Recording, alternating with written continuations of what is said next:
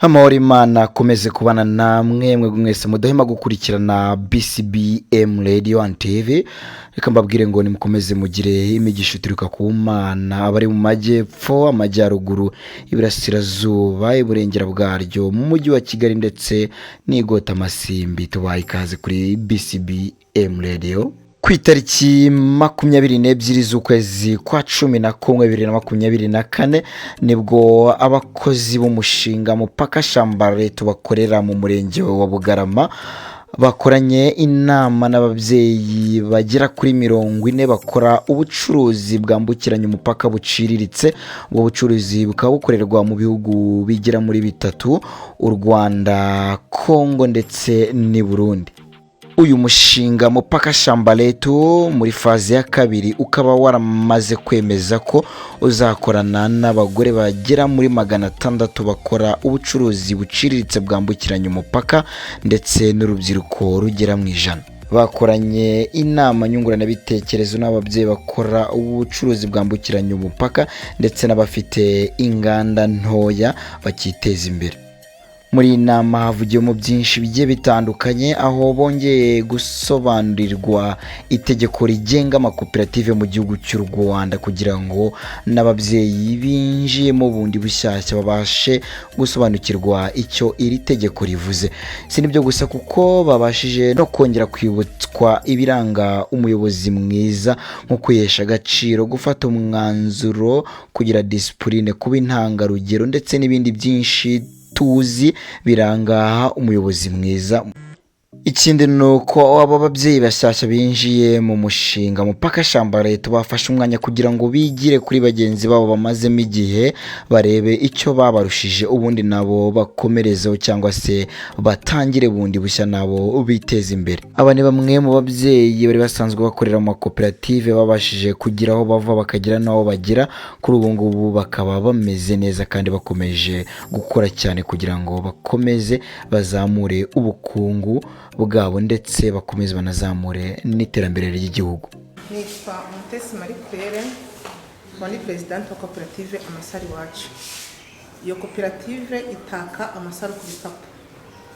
Ni umurimo woroshye, uri umukecuru wawukora, uri urubyiruko n'ababikwereye.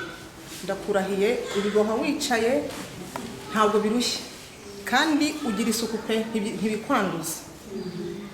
ni umwuga mbatakiye.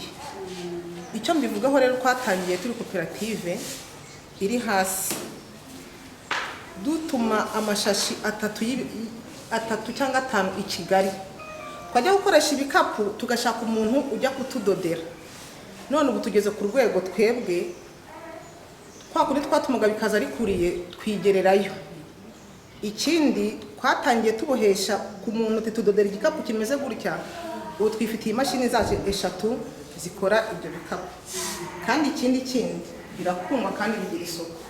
Muri Kongo ni ukujya bakakubwira ati noneho uzandanire design imeze gutya. Ubu muri koperative ya Nyamasaro Iwacu nta munyamuryango udafite mitiweli. Ejo heza abanyamuryango wa koperative Amasaro Iwacu ibyo barabyujuje. Dore ko ikintu cy'amafaranga y'ishuri kigora cyane, nta munyamuryango muri koperative Amasaro Iwacu bashobora kwirukanira umwana. Ubwo kandi ikindi tunakorera cyane imirire myiza y'abana. Ntabwo waza muri koperative kuboha, twebwe dushyiraho n'isoko.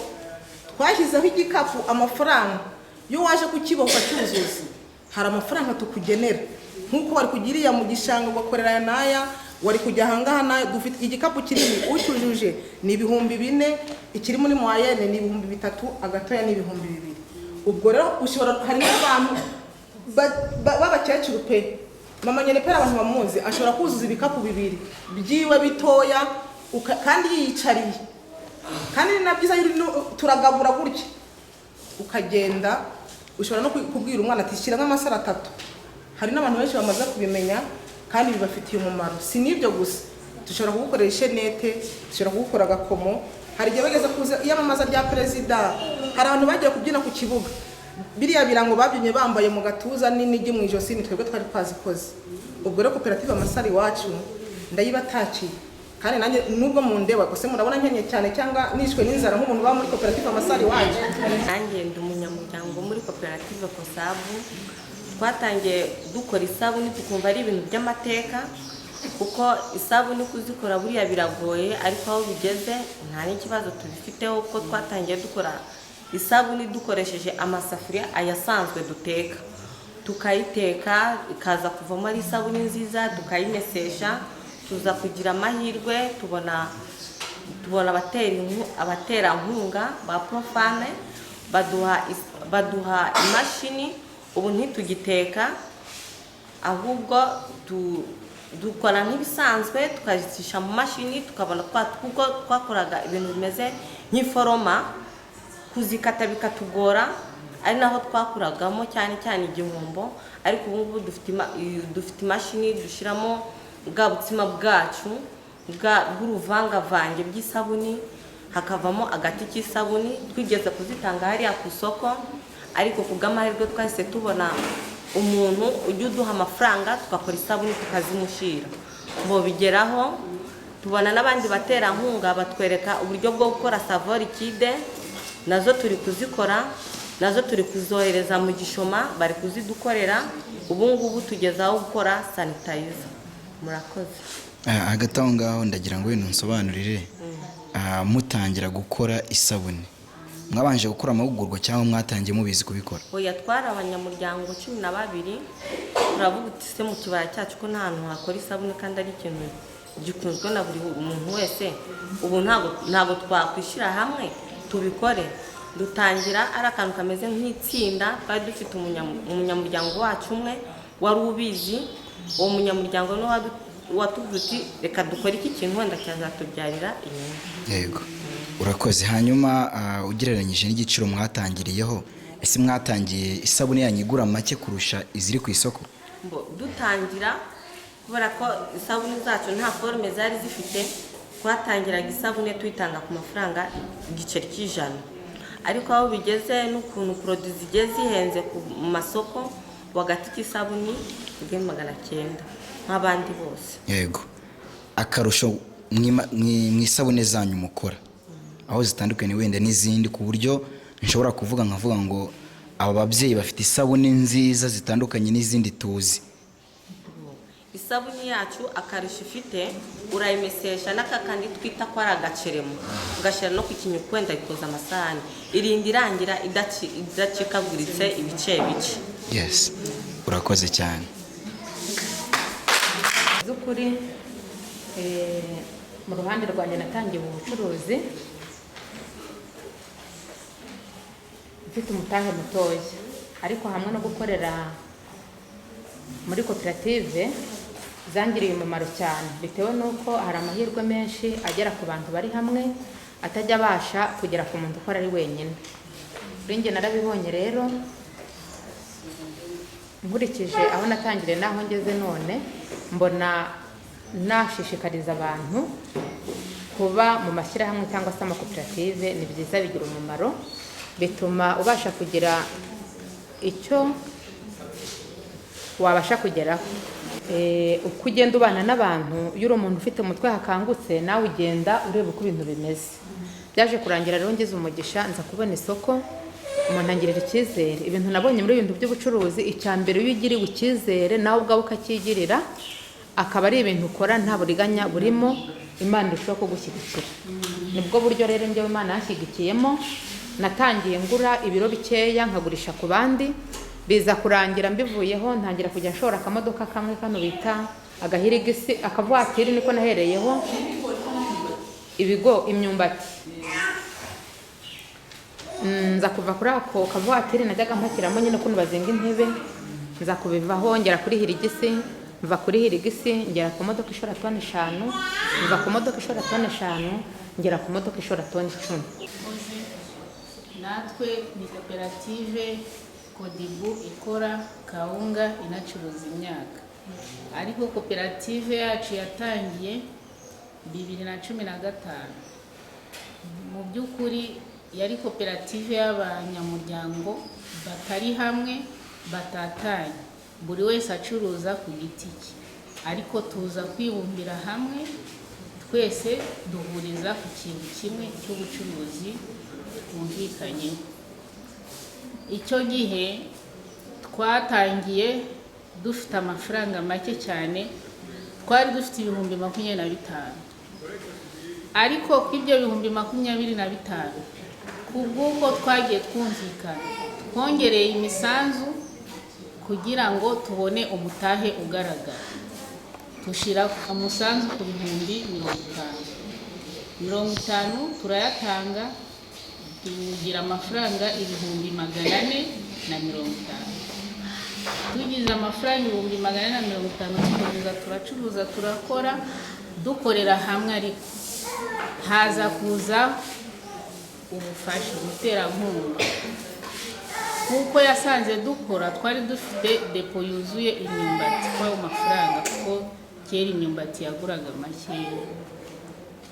Umuterankunga araza baduguza miliyoni 2.5.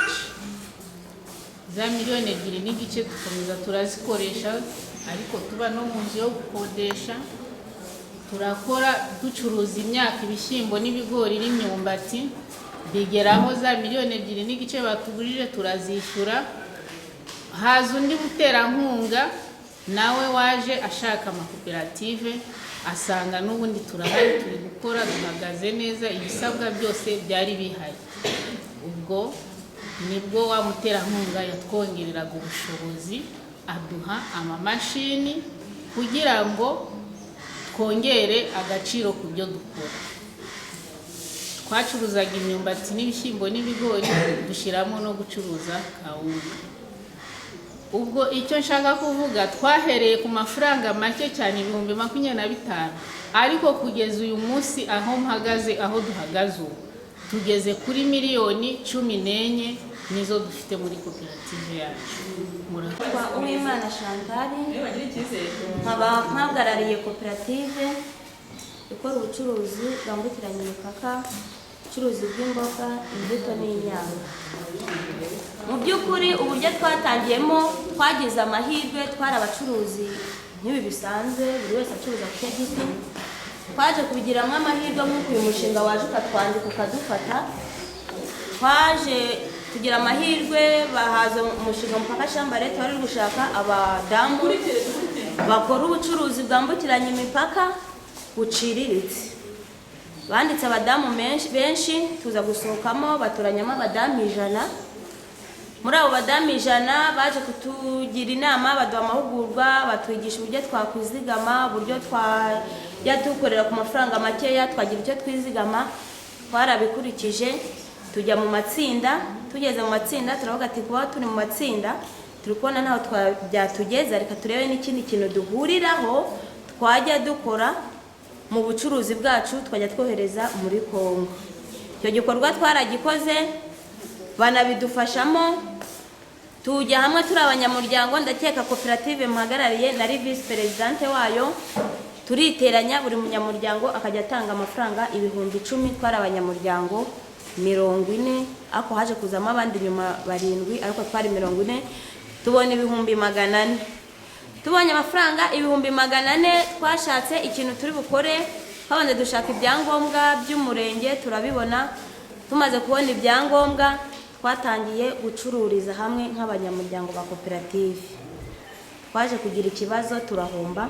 Mu bihumbi 400 twari dufite, twe dutangije twinjiye mu gucuruza amashu mu Gishoma, amasharahomba, aho umugabane w'umuntu yari afite w'ibihumbi 10 wageze ku mafaranga 1470. Urumva amafaranga yari yahombye yose ashize.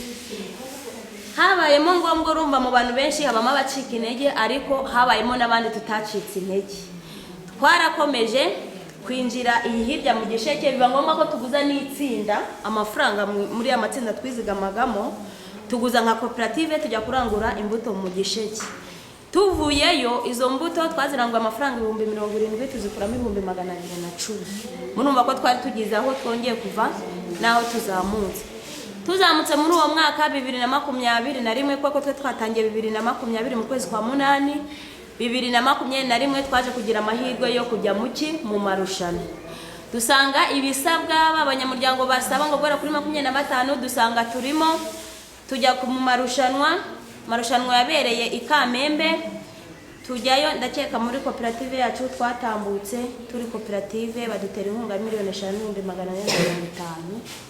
urumva ko koperative yacu yahise igira amahirwe ihita izamuka. Mu by'ukuri harimo abacitse intege, ariko mu gucika intege harimo wende kutareba kure byari bifite inzira, ntabwo abantu bose dufata ikintu kimwe. Hari abagerageje kugaruka barongera baraza turabakira. Urumva natwe imbaraga twagize kugira ngo tujye mu marushanwa tutari dufite amafaranga, hari ibyo twadusabye udusanzu ku mpande n'impande kugira ngo twongere igishoro, kugira ngo tujye amafaranga tubona kuri konti, tujye mu marushanwa konti iriho amafaranga.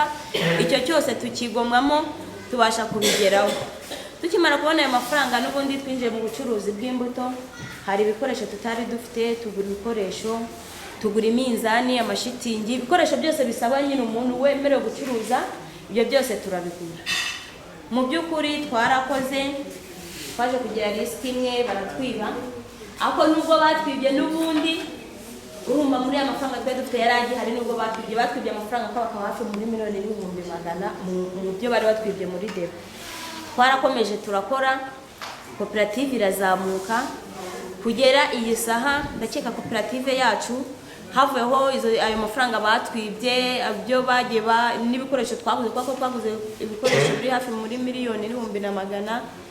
Ndakeka ubu koperative yacu iri gukaba muri $7,000,000 dufite, kandi nta munyamuryango ushobora kugira ikibazo muri koperative ngo avure kutagira koperative itagira imufashe. Si ibyo gusa kuko aba babyeyi banavuga ko bishimiye iyi nama kandi yagize ikibungura, kandi ko bakomeje gukora cyane kugira ngo bakomeze bakore ubucuruzi bwabo bwambukiranya imipaka, ubundi bakomeze baniteza imbere.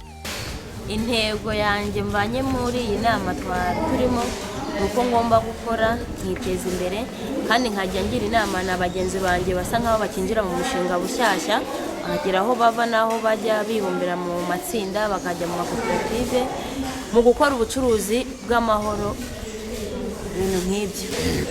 Urakoze cyane. Hanyuma mama wowe? Amazina nitwa Imbabazi Beatrice, ndi mushya, ariko muri iyi nama hari icyo nkuyemo. Icyo nkuyemo ni uko mfite ishyaka ryo kugira ngo nanjye ntangire nkore nzagera aho abandi bageze. Murakoze cyane. Mama mwebwe? Murakoze. Nanjye nitwa Nyiramihanda Zawadi, nkorera muri koperative ikora ubucuruzi bwambukiranya umupaka. Iyi nama ndayishimye cyane, ifite ikinyunguyeho ni ugukorera hamwe twese tukamenya uburyo tuzamurana, uburyo buri wese atazisanga mu bwigunge. Nuko murakoze. Nyuma y'abo babyeyi twegereye umukozi ukorera umushinga Mupaka Shamba Letu, Jenny Niyonsaba, atubwira ko biteguye gukomeza kwagura imikorere ndetse n'imikoranire hagati yabo ubwabo.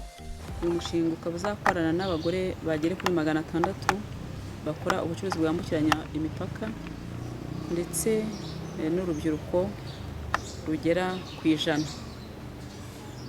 Abo nibo twamaze kwemeza bazakorana n'umushinga. Uyu munsi rero none ku itariki 22 z'ukwezi kwa 11 twakoranye inama nyunguranabitekerezo n'abo bagore bakora ubucuruzi bwambukiranya imipaka, ndetse n'abagore bafite inganda ntoya ziciriritse, kugira ngo aba bagore bakora ubucuruzi bwambukiranya imipaka batoya bigire kuri kubunararibonye, kuri experience y'abari abagore bamaze kugera mu by'ukuri aho bigeza, bafite inganda ntoya zikora imishinga. Muri iyi nama rero yagenze neza, aho bongeye gusobanurirwa itegeko rigenga amakoperative mu Rwanda, kugira ngo abagore bashyashya twinjije muri uyu mushinga bigire kuri abo bakuru babo bamaze kugera aho bigeze.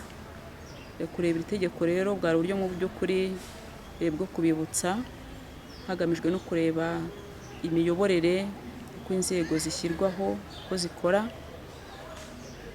kugira ngo bitere mu by'ukuri inyota abakora ubucuruzi buto buciriritse bave ku matsinda bagire intumbero yo kugana amakoperative, abari mu makoperative nabo bagire inyota n'intumbero yo gukora nk'inganda ntoya ziciriritse.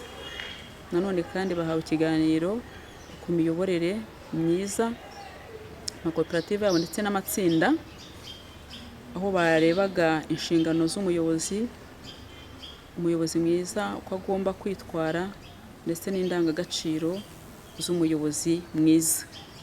Nubwo rero twatangiranye n'iki cyiciro cy'abagore 40 nk'uko maze kubisobanura, ariko gahunda iracyakomeje, tuzakomeza guhura kenshi tuganire ku bikorwa bitandukanye bigamije nyine amahoro arambye muri aka karere k'ibiyaga bigari biciye mu by'ukuri mu bucuruzi, business for peace n'andi magambo.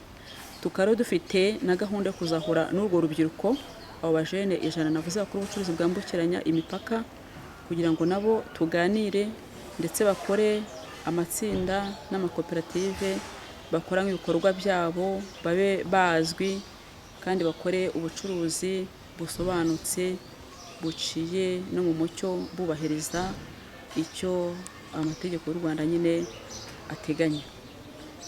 Numva rero ari ibyo nabasha gusobanura ku bijyanye n'inama twakoze uyu munsi. Murakoze ku mwanya mwari mumpaye.